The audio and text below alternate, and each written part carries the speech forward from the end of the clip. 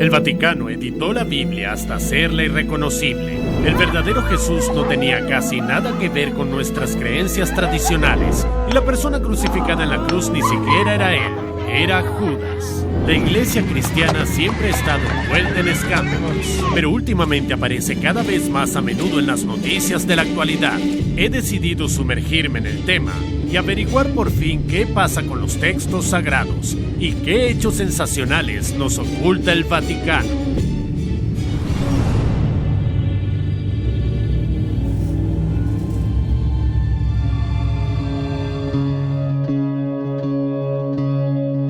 Este es el Evangelio de Bernabé, que pone en duda todo lo que la Iglesia nos dice sobre Cristo. Se encontró por casualidad.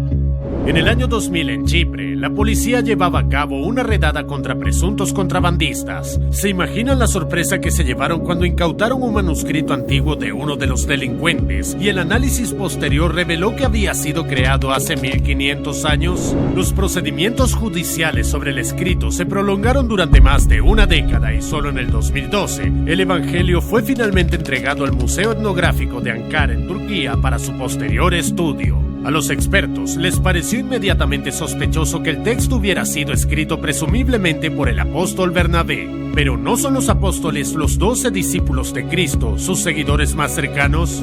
Pues bien, según la Biblia, entre ellos no hay ningún Bernabé.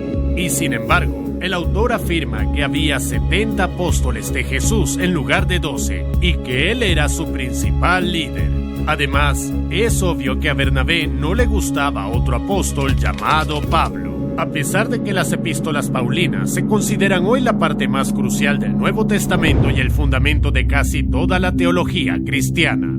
Sin embargo, Bernabé lo describe casi como un loco en el prólogo y el epílogo del Evangelio, ya que Pablo creía erróneamente que Jesús era el Hijo de Dios. Bernabé, a su vez, estaba seguro de que Dios era uno, por lo que el concepto de la Trinidad, que incluye al Padre, al Hijo y al Espíritu Santo, no podía ser algo genuino. Y eso es coherente con las ideas de los primeros cristianos. Nótese que la palabra Trinidad no se menciona en la Biblia, y fue el primer concilio de Nicea quien introdujo la noción en la joven religión en el siglo IV después de Cristo.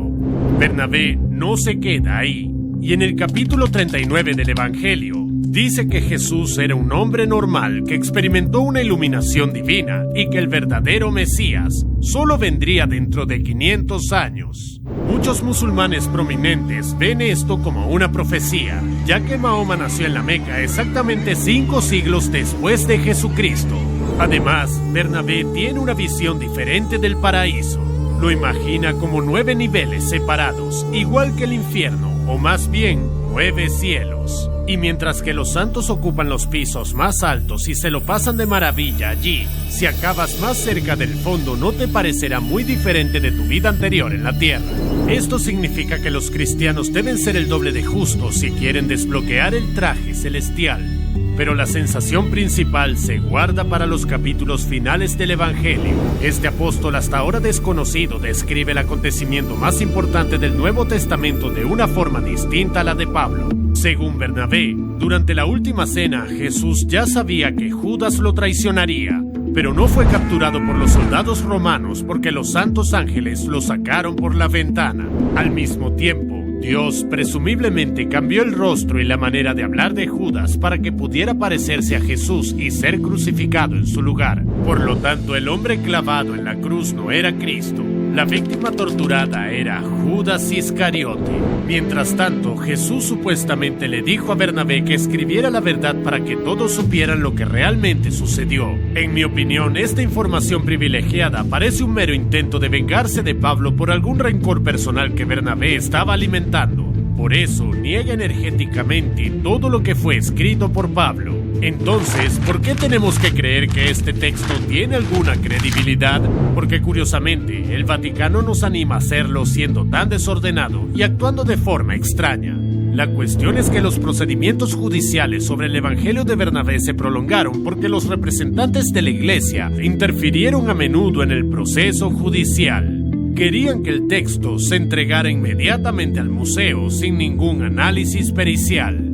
Tenían miedo de que los nuevos conocimientos socavaran las bases del cristianismo. porque no hace falta ser un genio para comprender que el Vaticano nos miente de vez en cuando.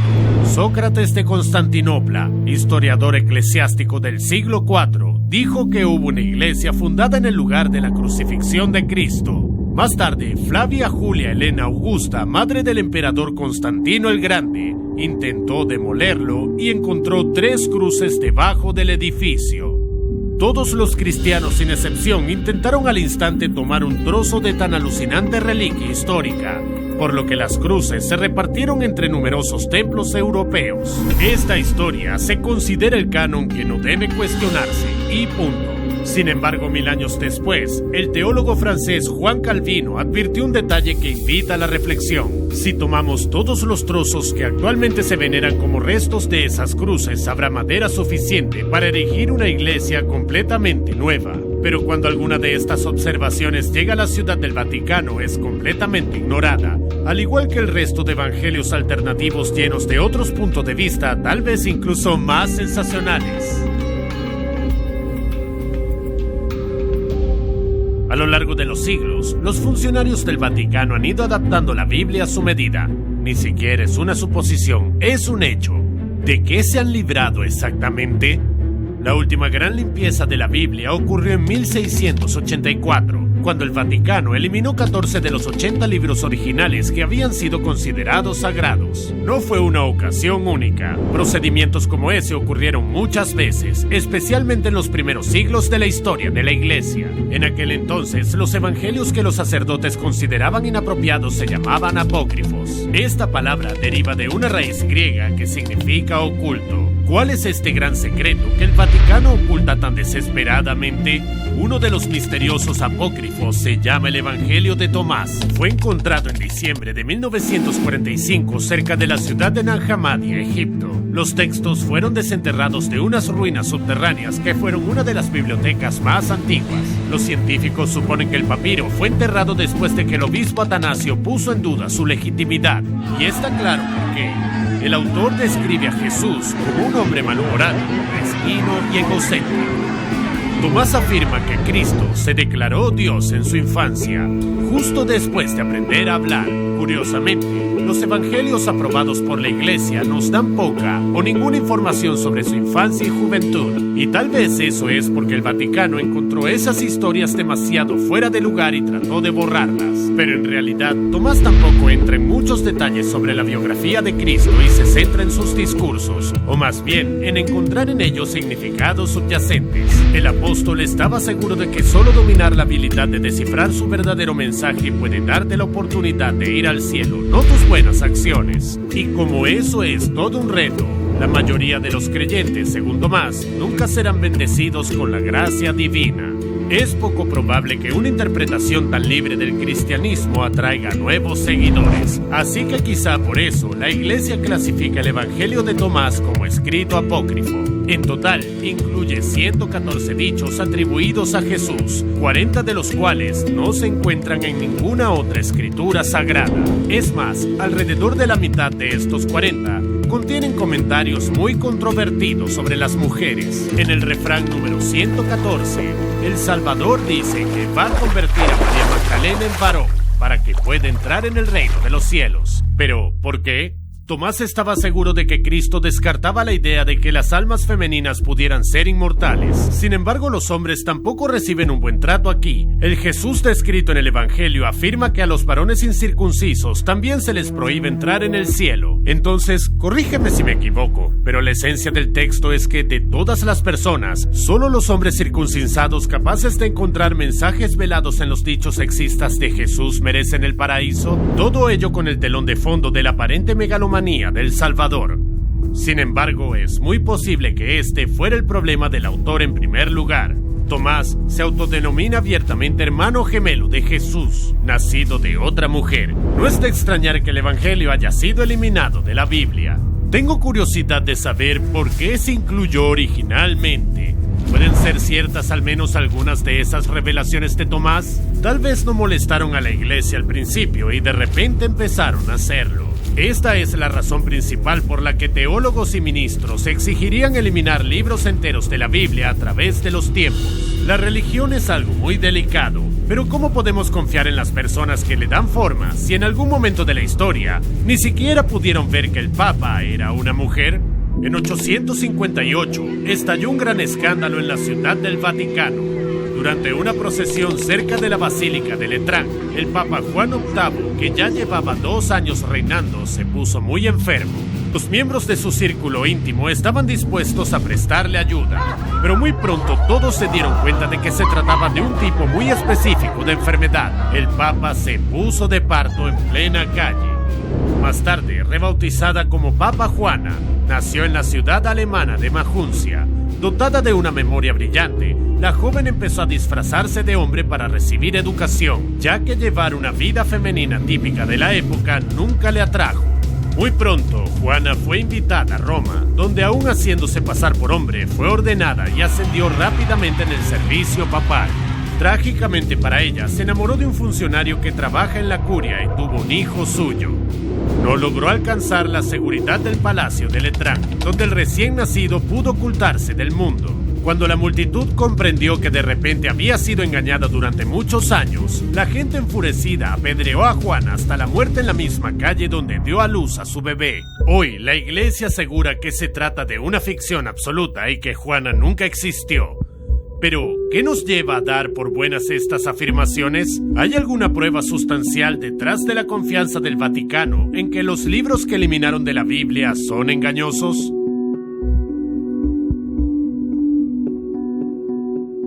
A decir verdad, los apócrifos a veces contradicen no solo los dogmas del cristianismo, sino también el sentido común. En el tercer capítulo de su evangelio, Bernabé afirma que cuando Cristo nació, Poncio Pilato ya había sido prefecto de Judea, aunque según los datos históricos, fue enviado a gobernar esa tierra cuando Jesús cumplió 26 años. Las descripciones geográficas del texto también son cualquier cosa menos exactas. En los capítulos 20 y 21, el autor dice que Jesús y sus discípulos llegaron a Nazaret, una ciudad cercana al mar de Galilea, aunque en realidad está situada a 25 kilómetros de la orilla. Son 5 horas de caminata rápida. También hay una discrepancia aún mayor por la ciudad de Tiro, entre la presente en el Evangelio de Bernabé y su lugar real en el mapa. En el capítulo 99 se dice que Tiro está cerca del río Jordán, aunque de hecho más de 48 kilómetros los separan. Pero eso no es todo. La escala de errores no hace más que crecer. En el capítulo 63, Bernabé menciona Nínive, la capital del imperio asirio que se encuentra cerca del mar Mediterráneo, aunque según las pruebas arqueológicas, fue 645 kilómetros al este, en el actual Irak. Incluso con los autos modernos es posible cubrir esta distancia en no menos de 6 horas. Me pregunto qué tipo de vehículo conducía Bernabé si lo encontró cerca.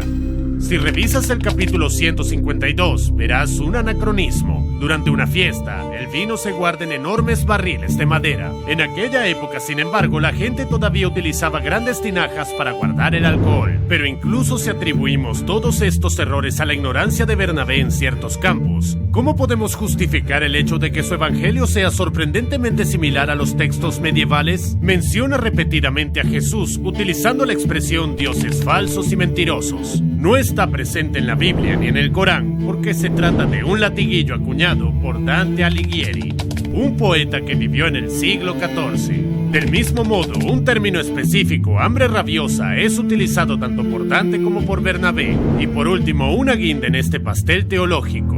En el Evangelio, el infierno se divide en 7 niveles, y cada uno de ellos recibe a los pecadores con diversas formas de tortura. Es una reproducción directa de la Divina Comedia de Dante. Aquí solo hay 2 opciones. Bernabé era un visionario que podía preordenar y leer libros siglos antes de que fueran escritos, o no era un apóstol. Podría ser un autor medieval que intentó hacer adiciones a la Biblia post factum. La mayoría de los expertos modernos creen que la edad del texto se determinó incorrectamente. Parece que ha habido una confusión habitual. El Evangelio no tiene 15 siglos de antigüedad. Fue escrito en el año 1500 más o menos. El otro texto, de origen dudoso, el Evangelio de Tomás, no tiene problemas con las fechas. Y apenas es posible negar su base fáctica, porque al autor no le pareció que dar detalles biográficos sobre Cristo mereciera la pena. Sin embargo, los teólogos llegaron a odiar tanto el Evangelio que incluso fundaron una sociedad especial cuyos miembros empezaron a refutar el texto línea por línea. El teólogo cristiano Orígenes de Alejandría la calificó de falsa y herejía. Eusebio, un historiador griego del cristianismo, lo rechazó como una ficción absurda e impía, mientras que el sacerdote Cirilo de Jerusalén aconsejaba a sus seguidores a evitar a toda costa el Evangelio de Tomás. ¿Acaso soy yo o parece una campaña de relaciones públicas lanzada para que la gente se interese inevitablemente por esta escritura sagrada supuestamente prohibida? Cuando el cristianismo era una nueva religión, la mayoría de los habitantes de la tierra seguían siendo paganos. ¿Cómo llamar su atención? Muy posiblemente, Tomás llegó a la conclusión de que los ciudadanos estarían más dispuestos a abrazar la nueva fe si las historias bíblicas les recordaban cuentos y leyendas familiares. Tal vez por eso se llamó a sí mismo hermano gemelo de Jesús nacido de otra mujer. Esto es igual al antiguo mito griego sobre el semidios Heracles y su hermano gemelo mortal Íficles. Y quizá Jesús es tan antipático en el Evangelio de Tomás porque las deidades paganas eran precisamente iguales.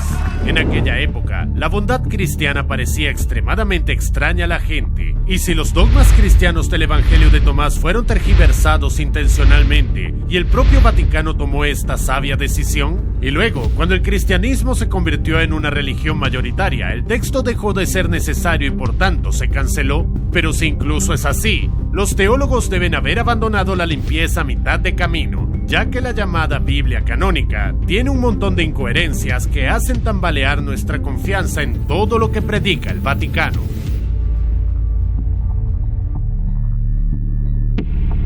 En la Edad Media, buscar Biblias en las Sagradas Escrituras era una forma segura de ser decapitado, pero ahora podemos exponerlas todo lo que queramos.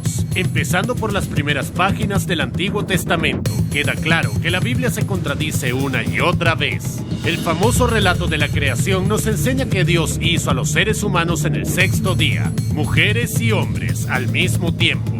Y luego en el capítulo siguiente, leemos que el primer hombre sobre la tierra fue Adán y la primera mujer apareció de su costilla un poco más tarde. A veces coexisten ahí errores casuales, literalmente espalda con espalda. En el primer libro de Samuel nos enteramos de que David mató a Goliat sin usar una espada. Pero la frase siguiente invierte esta situación al decir que David cogió la espada de Goliat y le cortó la cabeza.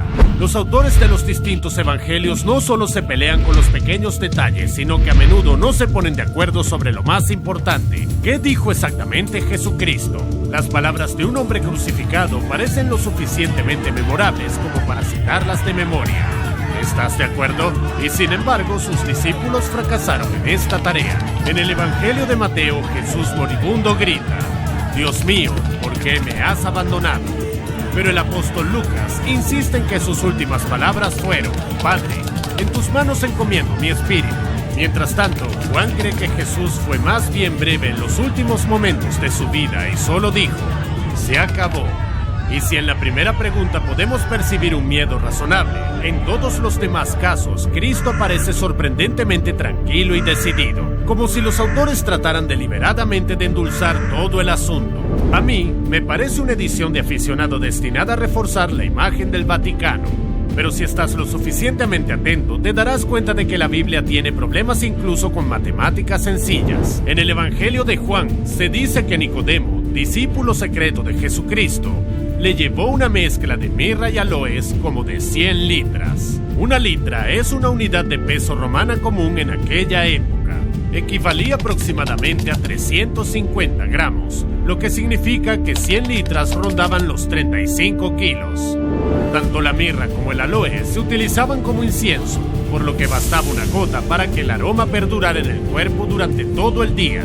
De ser así, Nicodemo era un auténtico bicho raro, a menos que por alguna razón quisiera bañar a Jesús en aceites esenciales. Todo esto da la impresión de que alguien se apresuró a editar la Biblia y se olvidó por completo de corregirla. Algunos de los hechos descubiertos recientemente que no están directamente relacionados con la Biblia implican obviamente que los textos sagrados que conocemos hoy son solo la punta del iceberg cristiano. En el territorio de la Ciudad del Vaticano está el archivo apocalíptico secreto, que está completamente cerrado a los forasteros. Según estimaciones de expertos, contiene 85 kilómetros de estanterías con 35,000 volúmenes solo en el catálogo selectivo. Si quieres entrar allí, tendrás que someterte a uno de los procesos de selección más cuidadosos del mundo. Los periodistas, los políticos y los estudiantes no pueden acceder al archivo. Solo académicos cualificados que tengan al menos 75 años pueden solicitar una tarjeta de entrada. Algunas personas que cumplían los requisitos nunca llegaron a entrar porque sencillamente murieron antes de obtener el permiso. Pero incluso conseguir el acceso no significa que lo más difícil haya quedado atrás. Los afortunados investigadores con luz verde tienen que pasar por el control de seguridad protegido por la Guardia Suiza. Y si al menos un miembro de la Guardia tiene dudas sobre un visitante, se le puede denegar la entrada a pesar de tener oficialmente esa tarjeta. Además, cada erudito solo puede llevarse 3 artículos solicitados, y si necesitan examinar más textos, todo el procedimiento debe repetirse desde el principio. Solo podemos preguntarnos qué esconde allí la Iglesia si toma tantas precauciones de forma tan incansable. Sin embargo, algunas teorías se filtran a través de este máximo secretismo. Se habla de que los funcionarios del Vaticano no permiten el libre acceso al archivo porque temen la maldición divina. En 1939, 9 fragmentos de huesos humanos fueron hallados bajo la Basílica de San Pedro, situada en el corazón de la Ciudad del Vaticano. Al principio, los expertos pensaron que los restos pertenecían a uno de los constructores de la iglesia atrapado bajo la losa de piedra, pero pronto se descubrió que los huesos tenían casi 2000 años de antigüedad. Lo más probable es que pertenecieran a San Pedro en persona. Y según la Biblia, los restos del apóstol conllevan una terrible maldición. Cualquiera que se atreva a perturbar su paz tendrá que soportar el dolor de la piel desprendiéndose de su cuerpo hasta que muera. ¿Quién sabe? Tal vez haya advertencias proféticas similares sobre los documentos más sagrados e inestimables de la Iglesia Católica. Si es así, ¿significa que el Vaticano los guarda bajo llave por nuestro propio bien porque quiere salvarnos del castigo divino? ¿O la verdad es todo lo contrario, y lo único que quieren los curas es impedir que la gente corriente se entere de que nadie recibe castigo alguno?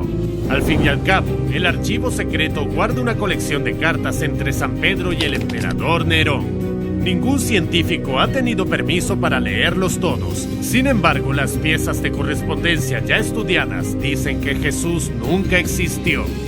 Es una afirmación muy atrevida, pero los historiadores tienen muy pocas pruebas de que fuera una figura histórica real. En general, todo se basa en la Biblia, y como sabemos, fue retocada muchas veces en favor de las personas cuyo poder e influencia dependen directamente de Jesucristo y de su indudable trayectoria vital. Tal vez muchas escrituras sagradas fueron descartadas como apócrifos, y los textos restantes son tan incoherentes porque cuentan una historia totalmente ficticia sobre el Salvador, y por eso los detalles principales son tan caóticos. Por supuesto, confiar o no en la Biblia es una cuestión de elección personal, pero es difícil no estar de acuerdo en que el Vaticano ha hecho un montón de movimientos cuestionables para erosionar nuestra confianza en ella. El archivo secreto contiene, entre otras cosas, algunos objetos muy exóticos.